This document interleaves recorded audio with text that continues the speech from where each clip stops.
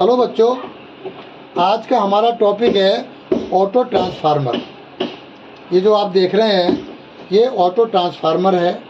ये कैसे वर्किंग करता है मैं आज आपको ये बताऊंगा।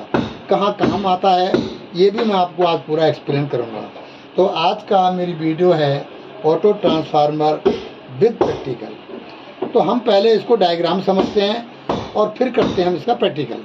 ठीक है, तो डायग्राम में क्या है मैं आपको बताता हूँ कि ये देखिए, ये सिंगल फेस का होता है। इसमें सिंगल कॉइल होती है, एक ही कॉइल होती है इसके अंदर। ठीक है, सप्लाई जो जाती है इससे हम कह सकते हैं, यहाँ फेस कह सकते हो आप और यहाँ न्यूट्रल कह सकते हो। ठीक है, दूसरा जो होता है हमारा, ये एक लगा रहता है पॉइंटर। ये हमारी 220 वोल्ट या 204 वोल्ट सप्लाई होती है। और ये जो न्यूट्रल है हमारा, ये कॉमन रहता है और यहाँ लग जाता है हमारा लोड। ये इलेक्ट्रिकल लोड है, ये इसे कहते हैं हम लोड। ठीक है, ये हमारी प्राइमरी कॉइल है और इस पॉइंट से इस पॉइंट तक ये हमारी सेकेंडरी कॉइल है। जो हमारा ट्रांसफार्मर होते हैं जनरली उनका कंसेप्ट भी यही होता है कि भाई जो प्राइमरी कॉइल है उसके नंबर ऑफ टर्न्स ज़्यादा होते हैं और सेकेंडरी कॉइल के नंबर ऑफ टर्न्स कम होते हैं। तो किस कंडीशन में? जब वो ट्रांसफार्मर स्टेप डाउन है। तो ये जो ट्रांसफार्मर है मेरा डायग्राम, ये स्टेप डाउन ट्रांसफार्मर है। जब मैं सप्लाई से 220 वोल्ट दूंगा तो यहाँ के इसके और इसके बीच में जो हमें सप्लाई मिलेगी आउटपुट, वो हमारी 220 से कम ही होगी। जैसे जैसे पॉइंटर ये नीचे आएगा ये वोल्टेज कम होती जाएगी और जैसे जैसे वोल्टेज ऊपर जाएगा ये जो हमारी आउटपुट है बढ़ता जाएगा। और अगर हम बिल्कुल इसको टॉप में कर दें तो इनपुट और आउटपुट दोनों हमारे इक्वल हो जाएंगे। ठीक है, अगर हम लिख के अगर हम नाम डाल दें, मान लीजिए ये हमारा ए है और ये हमारा बी है और ये हमारा सी और ये है हमारा डी। तो अगर जैसे पॉइंटर हमारा ऊपर गया, अगर ये पॉइंटर ए पे पहुंचता है तो उस कंडीशन में ए बी वोल्टेज, ये वोल्टेज बराबर हो जाएगी सी डी वोल्टेज के। यानी कि ए बी जो वोल्ट है ये बराबर हो जाएगी सी डी वोल्ट के। ठीक है, और नीचे करेंगे तो 220 से कम आएगी और यहाँ हो जाएगी हमारी 0। ठीक है, तो ये हमारा स्टेप डाउन ट्रांसफार्मर है और ऑटो ट्रांसफार्मर है। इसमें एक ही कॉइल 2 कॉइलों का काम करती है। अब मैं बनाता हूँ ऑटो ट्रांसफार्मर में जो स्टेप अप ट्रांसफार्मर होते हैं वो क्या होते हैं। ये देखिए, ये भी सेम वही है, कॉइल हमें एक ही बनानी है। थोड़ा फर्क आ जाएगा यहाँ पे और यहाँ हो जाएगा हमारा, देखिए स्टेप ये हमारा हो गया यहाँ पे, ये हो गया आउटपुट, ये हमारा लोड हो गया। यहाँ देंगे हम न्यूट्रल और यहाँ पे हम एरो के साथ हम देंगे फेज। फर्क समझ में आ रहा है? देखिए, जो हमारा पॉइंटर था, एरो था, इसके बीच में हमने लोड दिया, न्यूट्रल के इसके बीच में हमने लोड दिया है। यहाँ पे क्या है, यह हमारा आउटपुट है। यहाँ पे प्राइमरी कॉइल, जो हमारी प्राइमरी कॉइल है ट्रांसफार्मर की, वो यहाँ ज़्यादा है। ठीक है, अब जैसे जैसे इसको हम प्राइमरी कॉइल को हम ऊपर करते जाएंगे आउटपुट की वोल्टेज भी कम होती जाएगी। और अगर हम यहाँ फुल कर दें तो यहाँ आउटपुट की वोल्टेज मैक्सिमम हो जाएगी। जितनी यहाँ वोल्टेज है उससे ज़्यादा हो जाएगी, डबल हो जाएगी। कम करते जाएंगे तो इसकी आउटपुट वोल्टेज भी कम होती जाएगी, लेकिन जो इनपुट वोल्टेज है इससे ज़्यादा ही मिलेगी। यहाँ लगभग डबल हो जाएगी और धीरे धीरे जाएंगे तो 220 से कम होते होते इस पॉइंट पे आकर के 0 हो जाएगी। यह बिल्कुल सेम हो जाएगी, जो वोल्टेज यहाँ है वो यहाँ हो जाएगी। ठीक है, तो ये हमारा हो जाता है स्टेप अप ट्रांसफार्मर और ये हो जाता है हमारा स्टेप डाउन ट्रांसफार्मर।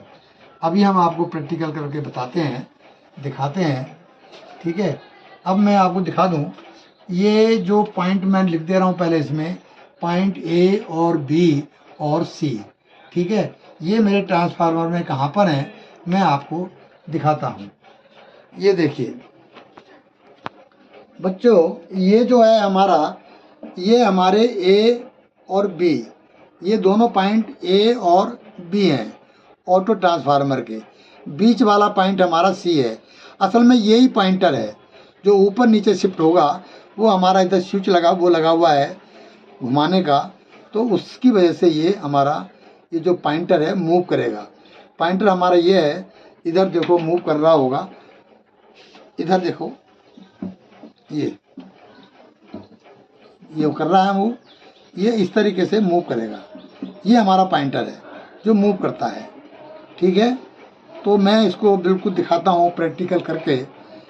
ये हमने सप्लाई दी है, देखो ये हमारे न्यूट्रल और फेस हैं, दोनों ब्लैक रंग के वायर हैं। तो ये हमने ए और बी को सप्लाई दे दी, एक को न्यूट्रल दिया है और एक को हमने फेस दिया है। जो हमारा पॉइंटर है वो हमारा बीच वाला है। ठीक है, और ये हमने लगा रखा है वोल्ट मीटर। तो वोल्ट मीटर भी हमारा बताएगा। अब आप ये देखिए, ये मैंने ऑन कर दिया और इसमें वोल्टेज, इसको हमें मूव करना पड़ेगा वोल्टेज को, इसको घुमाएंगे तो धीरे धीरे वोल्टेज हमारी बढ़ती जाएगी।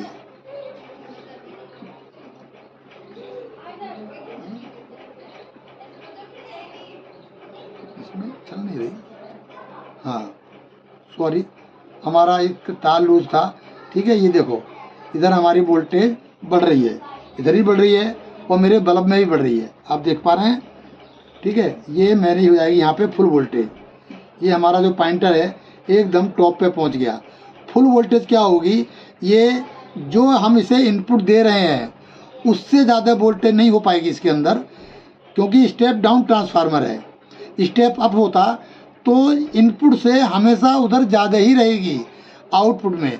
तो जो हमारी इनपुट वोल्टेज है ये यहाँ से देखो, ये 220 वोल्ट गई और बीच वाला हमारा पॉइंटर है उसके, और हमारे ए सेक्स लेने से जो हमारा ए पॉइंट है, इधर वाला ए पॉइंट है, इधर वाला बी, या इसको ए उसको बी मान लो, उससे कोई फर्क नहीं पड़ता। अब मैं इसको कम कर रहा हूँ, देखिए ये जो है, ये अब मेरा हाथ हिल रहा है, ये तार हिल रहा है यहाँ से। ठीक है, ये देखिए ये हमारी अब धीरे धीरे हमारी वोल्टेज कम हो रही है। ठीक है, एक पॉइंट ऐसा आ जाएगा कि बिल्कुल वोल्टेज हमारी जीरो हो जाएगी। ठीक है बच्चों, ये देखो हो गई जीरो, ये हमारा बिल्कुल लास्ट में आ गया, ये बिल्कुल हमारा लास्ट में आ गया। अब यहाँ पे हमारी वोल्टेज जीरो हो गई, बल्ब भी हमारा नहीं जल रहा। ये ऑटो ट्रांसफार्मर है।